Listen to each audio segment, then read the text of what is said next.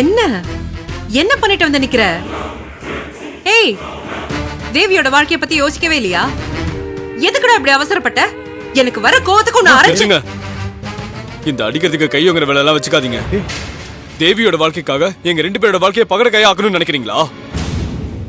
தோ இவ கழுத்துல தாலி கட்டிட்டேன். இதுக்கப்புறம் யாராலையும் எங்களை பிரிக்க முடியாது. ஏன்டா புரிஞ்சுக்காம பேசிக்கிட்டு இருக்க? இந்த விஷயம் எங்க கொண்டு போய் நிப்பாட்டு தெரியுமா? நம்ம வீட்டு பொண்ணோட வாழ்க்கைய பத்தி யோசிக்காம ஏன்டா இப்படி பண்ண? மூர்த்தி இருப்பா, கோவப்படாத. யோ சுமாரியா, எல்லாம் உன்னாலதான். தலையும் புரியாம காலும் புரியாம 2 பேரும் சேர்த்து வைக்கிறேன்னு சொல்லி தாலியை கட்ட வச்சிருக்கா. இதனால 2 குடும்பத்துக்கும் எவ்வளவு பெரிய விரிசல் வரும் தெரியுமா?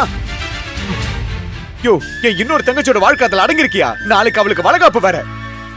இந்த நேரத்துல இப்படி பண்ணி வச்சிருக்க. ஆமா, உங்க எல்லாரோட வாழ்க்கையும் பார்த்து பார்த்துதான் இப்ப என் காதல தியாகம் பண்ண வேண்டியதா இருக்கும். இல்ல உங்களுக்கு கொஞ்சமாவது மனசாட்சி இருக்கா? இவங்க அம்மா தான் புரிஞ்சுக்கலனா நீங்களும் புரிஞ்சுக்க மாட்டேங்கிறீங்க. ஷாலினி என்ன எந்த அளவுக்கு காதலிக்கிறேன்னு தெரியும்ல, அப்புறம் என்ன? இவங்க அம்மா வேற ஒரு மாப்பிளைக்கு கல்யாணம் பண்ண திட்டம் போட்டுட்டு இருக்காங்க. அது தெரிஞ்சும் நீங்க தேவியோட வளகாப்புல பிஸியா இருக்கீங்க. ஏய், இவன் என்ன புரிஞ்சுக்காம? எனக்குள்ள எப்படி இருக்கும்? உங்களுக்கு தேவி தான் முக்கியம், அவ வாழ்க்கை தான் முக்கியம். நானும் என் காதலும் உங்களுக்கு முக்கியமே இல்ல.